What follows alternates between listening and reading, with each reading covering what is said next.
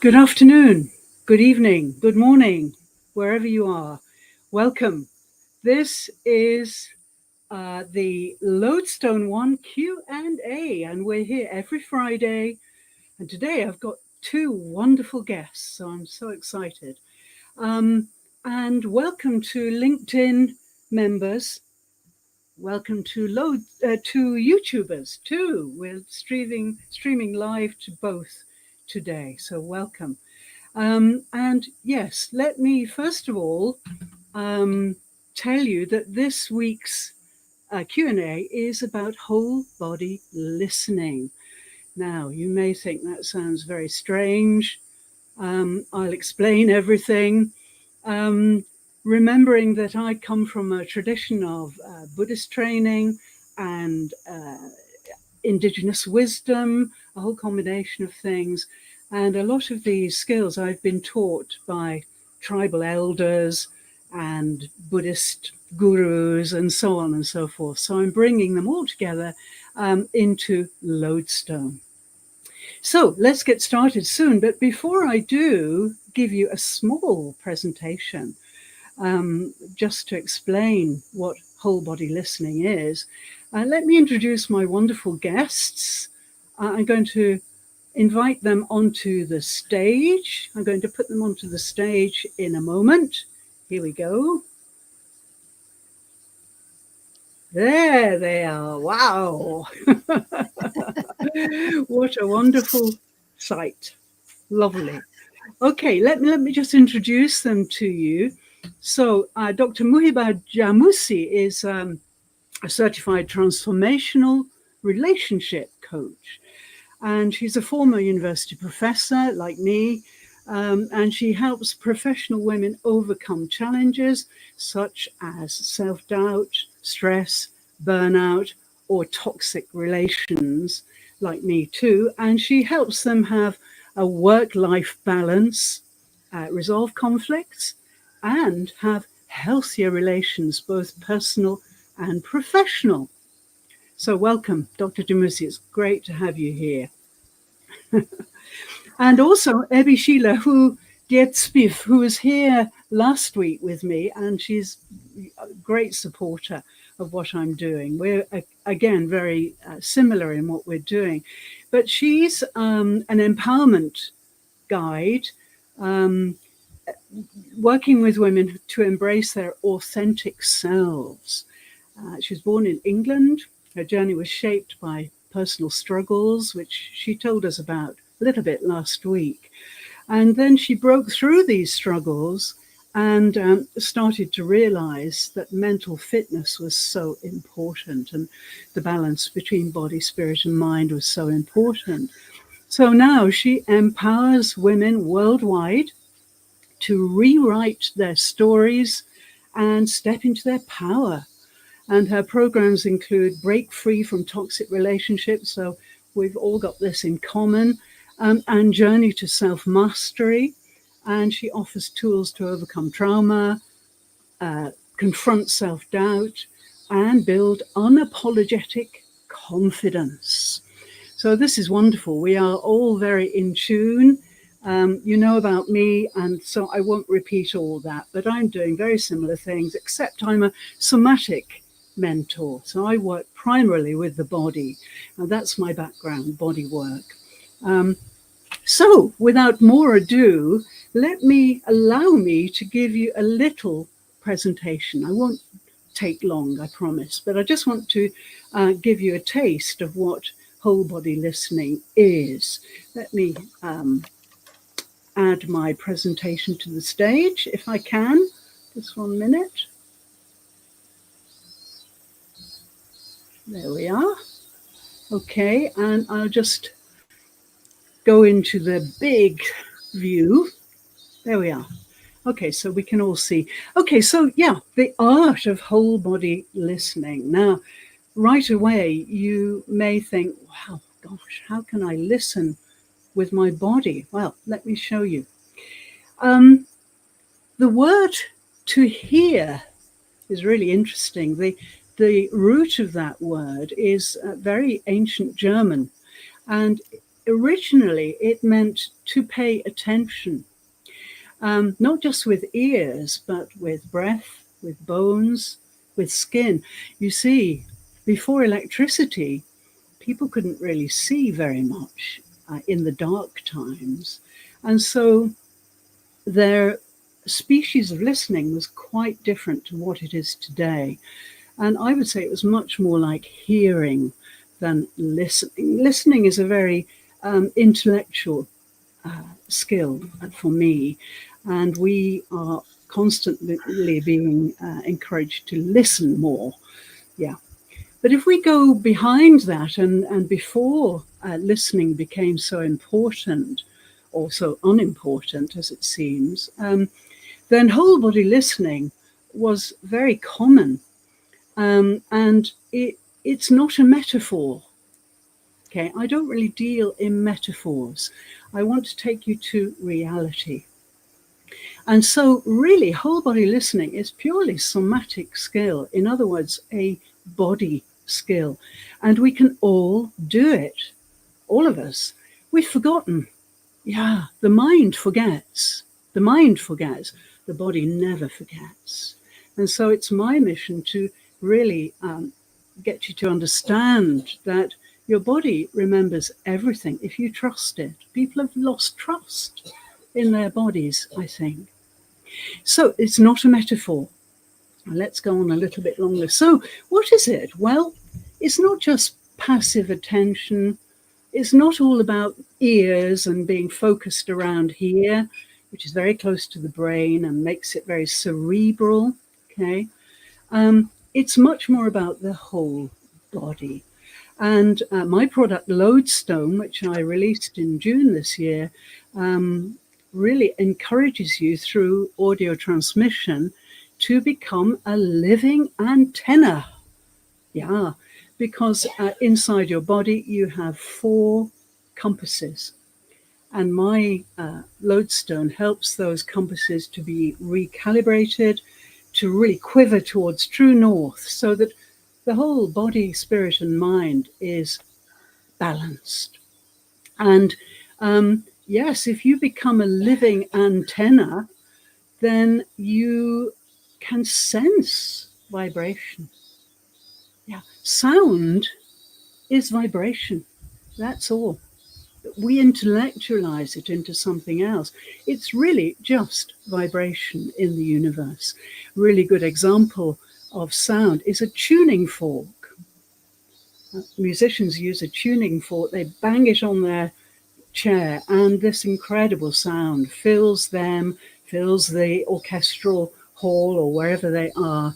And it's just vibration. But the harmonies have been very carefully aligned. So we can become a living antenna, and thus we can sense vibration. We have emotion, which is also vibrational, and those are truth. They are the truth about human beings. I really believe that. So, yeah, I experience something very strange when I'm using whole body listening. I can feel the universe, the whole universe pressing against me. And of course, this happens in remote places so beautifully.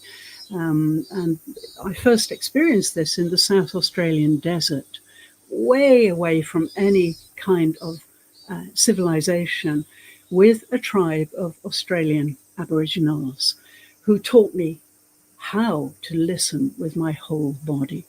So yes, to me, it's a sensation of the whole universe touching me. And it's very much connected with my breath. Yes, you know, in previous Q&As, I've talked about breathing a lot, and breath and listening with your whole body go very much together. So that's a little peep into what it is. Now, another extraordinarily, maybe, hopefully inspiring idea comes from the Buddhist teachings, and also Sufi teachings and Ayurveda, which I know a lot about. And we talk about the 84,000 skin pores. Can you imagine all your skin pores? Well, we say in Buddhist teachings 84,000. So that gives you a really wonderful sense of just how many skin pores you've had. And it's fairly accurate, actually, medically. The science behind all this is that your skin is really the only thing that separates you from the invisible world. Now that's maybe a little deep, but I'll tell you more in a moment. Yes, the skin holds mechanoreceptors and also thermal receptors. So we are so receptive through the skin. And you know this, I know you know this, but we want the body to remember this. And so if we listen through the skin, this really is a very thin membrane that separates us from the physical world, the visible world, and the invisible world. And I think that's a lovely way to think of it, that we are not so separate from all the universe. Yeah. Our bodies are vessels that are filled with spirit, and we develop the mind, we develop other skills and tools, but we are really essentially spirit first. So let's just move on a little bit further. My favorite cat. This was my cat many years ago, actually. And you can see by looking at this animal, every hair follicle, every skin pore is alert. Of course, it's looking for something to eat, or there's a threat nearby, but this is whole body listening. And creatures do it all the time. So in my work, I often refer to the tiger stalking through the jungle. Every skin pore, every hair follicle alive to any vibration. The vibration may be a threat, but it may be the next meal too. So this reminder from the animal world, I think, can work to help you realize that you can listen with your whole body. Okay, so now with my Lodestone, which is developed from all my experience, listening with your whole body becomes part of the practice. Because we do something called detecting vibration. And this is where I take you inside your inner core, inside the stillness, and I awaken your sensations so that what you're experiencing becomes a felt sense. And a good way to think of this is that you're not listening for something, you're listening as something. And so there's a symbiotic relationship with the universe. Okay, you're listening as something. And in fact, many people who've done this training with me have been amazed how thin the skin is and how close they get to something so much greater. And you can see here in my little drawing, these are the four main compasses. The brain stem, the pineal gland, which is between the eyes, the heart and lungs, the solar plexus, which is our sun, our inner sun, and then right at the base of the spine, this all aligns with the spine, is the base chakra, and this is the greatest energy center of the whole body. Heat cameras will show it really so hot. And you'll notice if you get tired, where do you feel it first? Possibly in your low back. Many people I know say, oh, my low back is aching. That usually means their base chakra is not functioning properly because they're tired or they're sick or whatever it is. So this whole line of compasses, you can see, can easily make you into a human antenna. Okay, Let's just move on a little bit more quickly. Now, again, I've done a couple of whole sessions on the vagus nerve. Not many people know about it. The vagus nerve is your 10th cranial nerve. It runs from the brain right down the torso, right down to the gut, past the heart and lungs, and into your arms. And the vagus nerve is really not toned up in modern life because we're sequestering everything we do to our mind, to our brain, to this part of the body. So the body is not really working properly. And so the vagus nerve is poor in tone, perhaps. This can really affect you terribly because the vagus nerve is the most important biofeedback nerve of the whole body. It feeds back immediately to the brain. So you can see if your vagus nerve is poor in tone, you're just not going to get the signals. And this is what's happening with burnout, with imposter syndrome, with all of these horrible syndromes that are happening to us. We're not hearing the distress signals. This is probably because your vagus nerve is not toned up. So Lodestone works to tone up your vagus nerve. And so this all connects with your inner compasses, which are calibrated via the vagus nerve. Just a little story. When I was with tribal elders in South Australia, we would be walking through the hot desert, and suddenly they would stop and they would stand on one leg. And in fact, I learned to do this. Just put one leg down on the earth and the other leg rests against that standing leg, and they would become stock still. At first, we just couldn't understand what they were doing.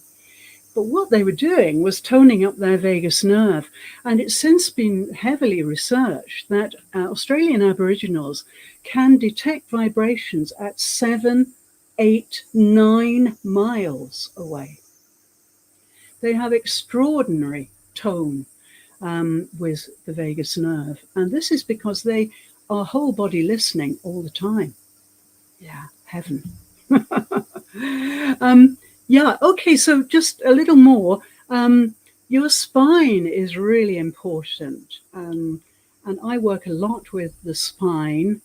And this really can become your channel for truth instead of effort. So we have this work ethic there, which kind of draws us into working hard and working as hard as we can. Some of us, not all of us.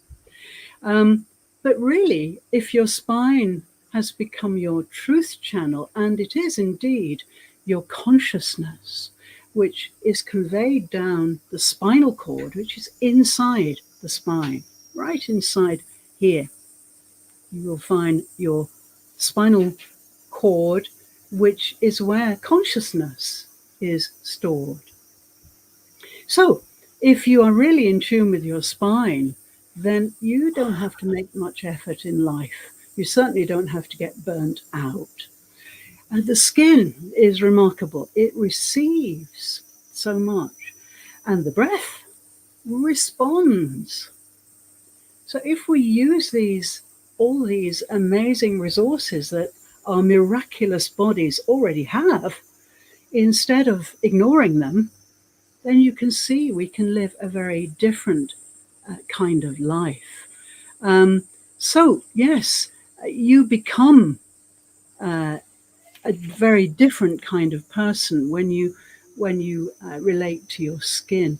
You become a compass, and you become the message.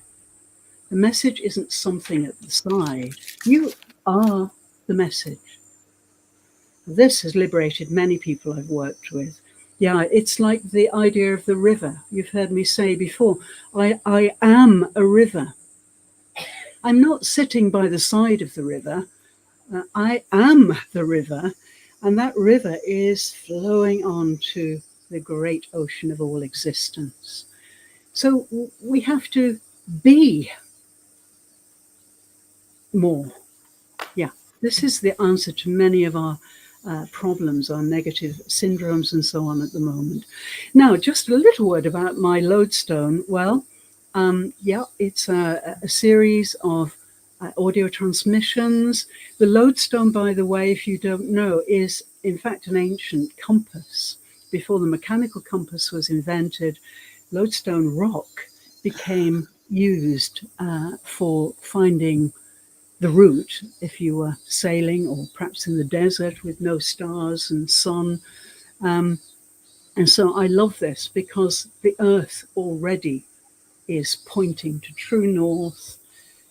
It already produces magnetic rock, and we humans are part of the earth, and so we can point to true north. And so my lodestone is a 30-day embodiment journey, and I will guide you via audio. There's an ebook, quite a complicated ebook, and of course you can download this immediately. So I've created the Lodestone Sanctuary, I call it, which is where you go to do your listening every day to my audio work and to pick up your ebook. And so there are two questions I'd like to leave you with. Which part of my body listens most clearly? I'm going to ask our wonderful guests in a moment. Which part of your body listens most clearly? And yeah, to remember, if you remember nothing else about this presentation, I'd like you to remember that you are wired, already wired, to receive the truth of your unique life path. Every single human being is unique, unique DNA, unique path. And we're already wired to know that truth, but the mind can interfere with that. And we get distracted, we get pulled away from that fact. So that is the end of my presentation. Let me come back to you. Oh, just one. Oh, there we are. Okay, we're just coming back. A little bit of interference here from the internet signal, I think. Okay, so let's put this presentation away. It's enough of that. And let's to our wonderful guests. So I hope you've got your microphones on, my wonderful guests. Oh, just remove that again. There we go. Oh, and I'll just open up so we can see you in full Technicolor. Wonderful. Okay. All right. So, Dr. Muhiba, you start. Which part of you listens the best? Hello everyone. What a pleasure to finally meet. Because of time zones and all the confusing time zones, we have managed, and that's the beauty of it. We have Yes. discarded all these challenges and finally come together to Yeah. talk and exchange these wonderful ideas. Thank you so much, Lyndon, for inviting me. Thank you, Abby, for being with us. And thank you, all participants, all the audience, for coming here too in our space. So, which part of me? I have often said I could never answer this question because it's always every part of me. Me, I can never dissociate between my emotions, my mind, my spirit, my soul. It's all the time one. The only times they have not been one, I have not been well. Mm.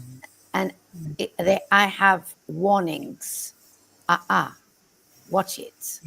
Mm. And these are the rare times I have had burnout or unease in my life or lost touch with who I am. Otherwise, I am one And as we say in coaching, I am whole.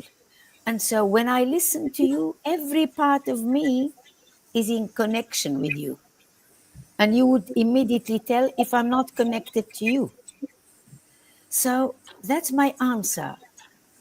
I Wonderful. am wholeheartedly with you. I listen to you. And if I miss something, I say, excuse me, I was distracted. And distracted means every part of me was distracted. So I can't even catch up. So I go back to you and thank you for the question. Wonderful question. Wonderful answer. Thank you. And I could have predicted all of that, actually. But wonderful answer and a great example. Fantastic. Super. Ebi Sheila, what about you? Which is your most listening part? Okay, can you hear me? Yes. Oh, great. Yes. Okay, so like Dr. Mohiba said, I guess all of me, but if I have to say which one, first of all, thank you. Thank you for inviting me, and thank you for everybody for listening. I always forget to say that, so better put that in. Thank you. Um, so for me, if I have to really think and go within and really, really focus, I would say it's different. It depends on, so if it's a good thing, so if I'm stressed or feeling anxious, Mm, where am I feeling it in my body? I would say in my belly, maybe the lower part of my belly. mm, That's where it is. And it was amazing when you talked about the back pain, because I had a lot of that in past years. And yes. that's one area I really focus on when I'm having issues. And I've been working on my grounding, or should I say centering, and that part of me, realizing that there's been a weakness there. And they said, if you haven't done the lower part, don't bother working on the upper part, because you Oh, start from there. And because I know that I have problems with with speaking up, so with my throat mm, chakra, and that manifested in me having an autoimmune problem in terms of my thyroid. ah, oh Yeah, dear. and Yeah. so I had to start doing that work and like listening to my body. And I know it presents itself in a medical way in terms of lack of nutrients and things in your body. But I noticed that from the mind perspective, that was it. I wasn't able to ever voice myself. I would always keep things within because I was worried about rejection, Mm, imposter syndrome, all those things that you worry about. So I think if I say this, people are going to think that. If I say that, people are going to think that, which is not true because people understand if you come in a nice way. People who don't understand, well, that's their problem. mm, So yeah, absolutely. so, but in terms of a happy side of things, where do I feel that in my body? So when I'm feeling happy, where do I feel that? I guess in my heart, it's like, Mm, oh, either thumping faster, or it's like it feels like it's going to explode. great. Um, because of maybe Wonderful. the joy or the love. And for me, it's work in progress because I mean, I've been doing it for almost 10 years, but when you've built a habit, it's difficult to get a new habit. So building that habit of taking a back step, taking deep breaths, closing my eyes, taking deep breaths, and just feeling. Yeah. So Excellent. Excellent. You're away.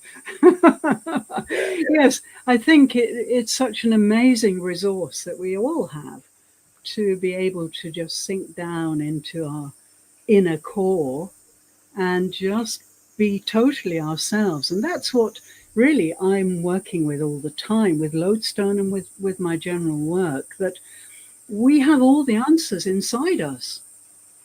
But the mind has pulled us out. The I, of course, the I has pulled us out too. And we have lost touch with our true nature. And so the tagline for Lodestone 1 is glimpse your true nature. And what it does over 30 days is it takes you down through all those layers of conditioning, of expectations from others, all the stuff that you've stored up in your mind, into the wisdom of the body, where those things don't exist. So I know exactly what you mean by that wonderful resource that I think we all have to go inside. Yeah, in fact, I get stuck in there and then I forget what day it is.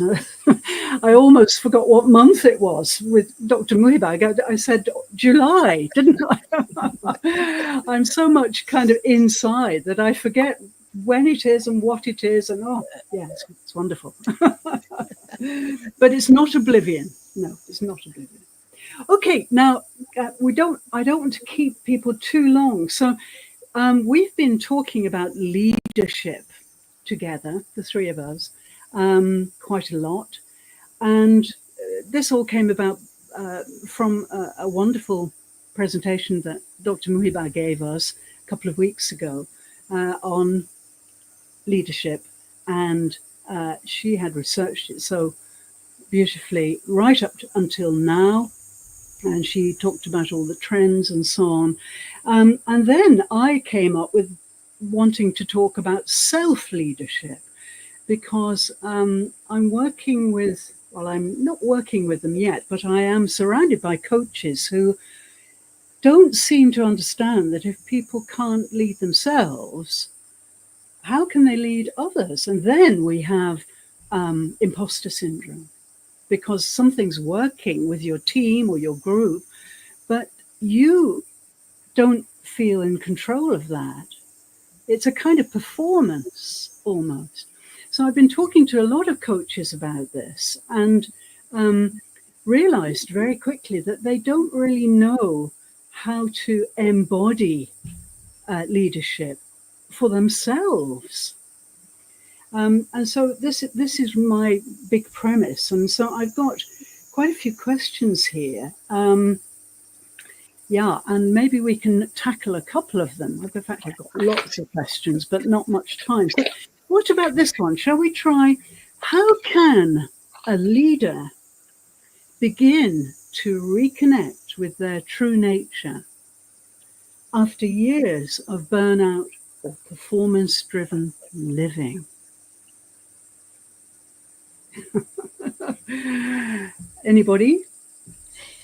Burnout, if I may start, burnout, Yes, please. I can understand when we get it first time around, because it comes unexpectedly. It sneaks. I often say it sneaks into our life. Yes, I agree. And we don't recognize it. When I got my first burnout, that's years and years ago, when I had not heard of the word burnout. Today, people are more careful, more suspicious, I would say, that, oh, this may be burnout. We didn't know. We thought it was fatigue. We thought it was, oh, I'm tired. No, no, no. Burnout is like, I can use a metaphor because I come from literature. Metaphors come to me. And so it's like a snake that sneaks into our lives. And by the time it's there, it's going to take some work. And if we wait, it's going to take a lot of work. So the more we know about it, the more careful and cautious we are, so that we don't get there. And when we do, we are alert and try to do something about it. That's the first point about it. Then later, if we happen, and we do have other burnouts, we would know it and say, not you, not again, I know you. And so burnout becomes vulnerable and we become stronger, having known that one. How do we get out of it? Take everything you can. First, you are going to be obliged to take a break. It's no longer a choice. Once we have a burnout, that's it. That's it. You need a proper break. You need to relax and do exactly the opposite. I had my burnout when writing my thesis. So I looked at the books, and the books looked awful. They looked weird. I was, that's not being exhausted. That's something else. So I had to change rooms. I had to stop my thesis for a couple of months, and I had to get out, get out, get out, get out of it all. That's one way of facing burnout, self-care, and never refrain from your, what I call, your support system. Anyone trying to help. We are neither the, as Vanessa mentioned, the good girl or the iron lady. We are a human being who wants to be refreshed. So if someone says, "Let me take care of the kids and get out and go into nature," I'll say, "Oh, how wonderful! That's what I need." Yes, some relief, some relaxation. I would go out swimming, and I often say when I go swimming, I get all the precious, and I say I come out of the sea clean inside out, and I am rejuvenated. So go there where you know you are going to feel better. Talk to someone pleasant, no toxicity. Talk about lovely things, lovely memories. That's how I could face my burnout and get out of it, get out of it, get away. That's the word. Physically, mentally, emotionally, spiritually. That's the way to get away from it. Yes. Great advice. Yes. And I think that's, of course, what happens. I've just been working with someone who has really experienced this terrible thing, burnout. And poor thing, she just kind of imploded, really, and didn't want to talk, didn't want to do anything. She just wanted to cry all the time and so on. And so we had to let her do that for a while. But then gradually I started to talk to her about, exciting things, or as you say, something beautiful, and now she's fine. She's got back her equilibrium. And the other day I said, "Oh, I'm so pleased you've overcome this. It's taken her a couple of months." And she said, "Lyndon, I am a different person. Something really has shifted inside me and I feel totally different." So that's the other side of this, that, although it's awful and horrible, I've never experienced it personally, actually, but although it's horrible, and I know that, those things that are horrible, for example, you saying, "Oh, I looked at my beloved books and they looked threatening and they looked, I didn't recognize them." All the things we love become hideous to us.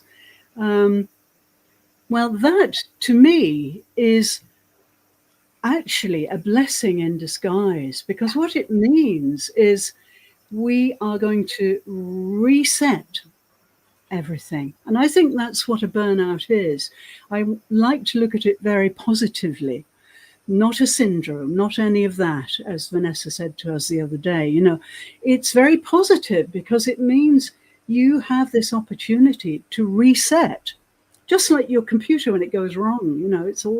It's steaming and not doing what you want it to do. So you switch off and you reset the whole system. So I think this is what has happened to my friend and my client, and she feels renewed totally. And did you experience that, Muhiba, after your burnout? First, I felt protected. Now, from now on, I know you. I didn't know I had that enemy over there. So now I say, no, get out. I don't need you in my life. And so very early, I would be prepared to say, yeah, let's get out. Let's have a break. Let's have a nice weekend out. And once you have it, you are already using everything in you to renew yourself. You go to one party. I remember nearly I went to one party. I danced like wild and I laughed and I ate, and my friends. What is left of the burnout? Burnout went, poor thing, away. All miserable, couldn't affect me. That's how I felt it. Yes. And just to conclude on this point, whenever one makes a mistake, it becomes a mistake when you get nothing out of it. If I made a mistake concerning myself, I say, what have I learned? If I've learned something, it stops being called a mistake. It becomes a life lesson. And Yes. every mistake, everyone without exception, is bound to teach us something. Experience. I now know better. Yes, it's feedback. Every mistake is feedback, really, isn't it? Yes, yes, And yes. if we can detach from it and move on and keep the river flowing, then, we learn so much from it. And if we didn't have these down times and these mistakes, in inverted commas, then maybe we wouldn't learn so much. I think they're necessary. In the same way, talking about literature, adversity has created so many great writers and musicians and composers, hasn't it? Getting to that limit provokes the creative spirit, and the most extraordinary works have come out of adversity. So, yeah, to me, it's a part of our natural progression. So, yes, thank you. And Ebi Sheila, what about you? Can you repeat the question again? Because I missed part of it, going to the Okay, burnout. well, we were talking about how leaders. Well, now what's the question? Yeah, what was the question? So The question was, how can leaders who have burnt out, how can they reconnect with their true nature after years of burnout or performance-driven living? okay, great. That's the bit I wanted to get. Yeah. So burnout, like Dr. Mohiba said, and you've also alluded to, it just sneak up on us. And I have had burnout. I was a single mother, full-time job, and also studying, writing. So I didn't know, and like you said, it just sneaks up on you. So how did I resolve that burnout? Because when it happens, it's very different from exhaustion. You might think it's exhaustion, but it's more than that, because it's very psychological, and you can actually go into depression if you're not careful, and then when it's there, they might be difficult to come out. Um, but you just can't do anything. You can't move. You just can't do anything. And so, how did I manage? For me, it was hard. I think because I had young children, and as a single parent, I had no choice but to come out of it. Because I had a choice: either stay that way or let my children go down the tube. That was my choice. And so I had to make the choice to find out, without knowing what it really was. And one of the things that helped me was realizing that love for self. So the love for self and the mental fitness is what I teach people. So the love for self helps you to understand that you do need to take time out for self. You don't need to say yes to everything. Because you have, and I think you said that earlier on, for leadership, you can't be a good leader if you don't know how to lead. You can't teach, it's always you first. Not in a selfish way, but it's always you first. Because if you don't put you first, you will definitely end up burnout after a while. It took me more than 20 years to get to burnout, because I was always putting other people first. And I'm not saying in a selfish way, but put yourself first in terms of your self-care. You need your sleep. You need to take time out for yourself every day if possible, and maybe detach once a week. Maybe, like you said, go dancing, go swimming, something that you enjoy, something that you enjoy. Maybe even if it's sitting out in nature by yourself for 15, 20 minutes, just your own time. That's so important. Yes, absolutely. I totally agree with you. And the idea that we have to put ourselves first has been really exploited by overwhelming religious beliefs, I think. One of my research topics at the moment is sacrifice, because I believe that people sacrifice themselves because they feel it's the right thing to do. They've been conditioned to think it's the right thing to do. And so, yeah, people just put themselves on the altar and sacrifice themselves to their work, for example, or to their family, or whatever it is. And I truly feel that those remnants of this idea of sacrifice have to be cut away, because we have to think of ourselves first, and especially if we're leading others, which in a way we all are leading others by just being social creatures. Our social connections really mean that we are leading all the time, because we hypnotize each other. All of this is going on all the time. So we are leaders, all of us, I believe. But if we sacrifice ourselves and we don't speak up, and that's what you mentioned, Eddie Sheila, part of your history is that you didn't say what you felt. Setting boundaries. So I didn't set my boundaries. Yeah.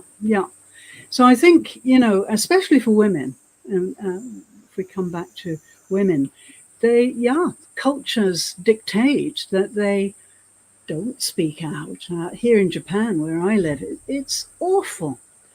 The women here, even now, young women, their voices are so tiny.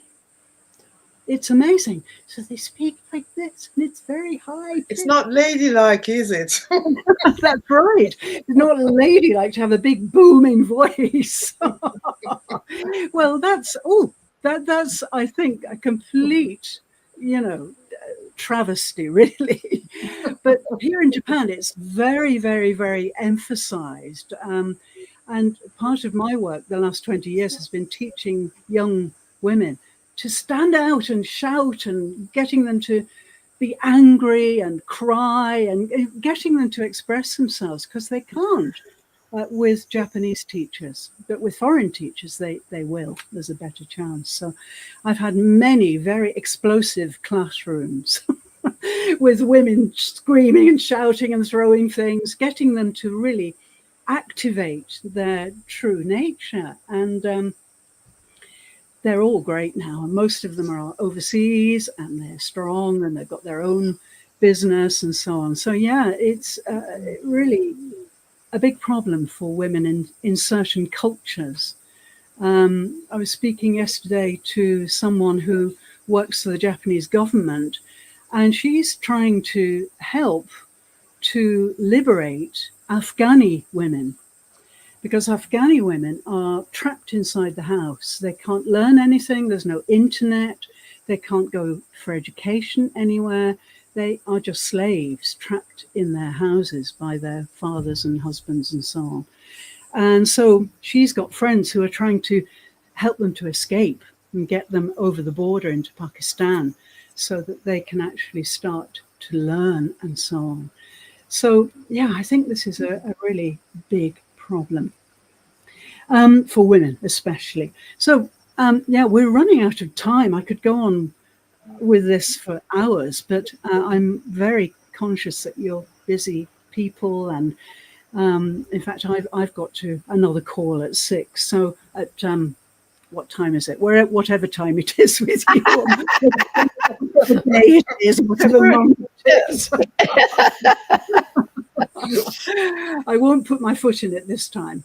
Anyway, so I'm really hoping that if you feel so disposed, that you'll come back again, both of you, and we can continue on with this, I think, very interesting discussion. It's so interesting.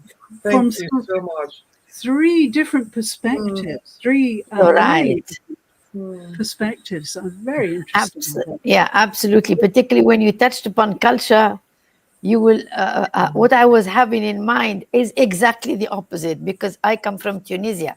It's Mediterranean, so when women are wronged, they shout, break the house, go crazy, go wild. So I have to calm them down and say, yeah, you can do everything you like calmly. Let's calm down first. So you see,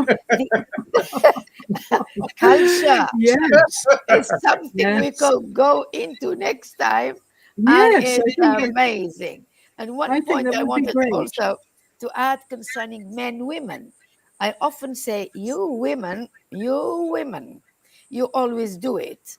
You spoke of imploding because and imploding, and they go in. So what happens? A woman is not feeling well. She stays at home. She doesn't feel well at all. She goes to her bedroom. Oh, things are not being better. She goes into her bed. She goes into medicine. She goes in. Men do exactly the opposite. They're not Yes, feeling yes, well. They open the door, clacking, bam, they are out. yeah, Go out out. with friends. If they want to pray, they go to the temple. If they want to drink, they go to the bar. They meet Yeah, friends. They go to other girlfriends, whatever. And they yes, come back, they are all cleared out. healed, cleared Yes, out. yeah, And yeah, their wife is still crying over what happened. I say, do the same. Get out. yeah. Get out. He goes out, you go Absolutely, out. Enjoy life. absolutely. Don't do until you crack. That's Yes. it. That's what I wanted to Yeah. add. Excellent. I know exactly what you mean about Tunisia because I lived in the Pyrenees opposite Tunisia, and there were a lot of Tunisians around, and the women were really scary. Absolutely. Because not So expected. strong. It's not Yeah. expected. They No, become scary because it's not expected that, at all. that's We right. Yeah. expect, as you said, do, Yeah. quiet voices, low voice. Not with Tunisians. You better not expect this. You But won't you get it. know what? You can still be powerful with a quiet voice. But I That's what think I because, tell them. but I Yeah. That's what think I because tell them. we don't have, as women, somehow we give our power away because we think the louder is the more powerful, No, but not no. necessarily. So we need to take that ownership back Yeah, and that power back. yeah. And even though we might be more gentle, but still take it back rather You than are Mm. more giving it. And I think, powerful. yeah, Yes. You are more powerful when giving your arguments in a quiet, yeah, soft Yes. way. You still Yes. have powerful arguments yeah. without all the shouting. That's exactly what I do with my clients. Get out, cool down, and say it. Powerfully say it. Yeah. So you need both, really. We need to be shouting and screaming, and we also need to be demure and dignified. And yeah, in fact, Yeah. women can have it all if they just Yeah. ignore men. And depending on which culture you come from, you come Yes, from quiet, come on, you come from loud, go down, so yeah, that we get that equilibrium, perfect equilibrium. absolutely. I totally agree. Well, this is a great topic for next time, but I really Absolutely. think, given your next masterclass, Muhiba, your next Yes, leadership masterclass next week, yes. Next then Wednesday. this is very compatible, isn't it? I think. Absolutely so. Yeah, Absolutely so. and Yes. also Abby Sheila's summit coming up, which I'm honoured Yes. speaking at. Then all of this, energy we are generating together as women will Absolutely. make your summit superb, I think. Yes. Yes, Thank yes. you for both of you for inviting me. Thank you, Lyndon, for Oh, inviting me today and next time. And thank you, Abby, Thank for inviting me you. to the summit. Wonderful. Thank yes, you so much. wonderful. Yeah, I love these discussions. Wonderful. Yes, me too. And I really want to go more deeply into, all of the things that I'm working with, like whole body listening, and go more deeply into that because it's really fascinating.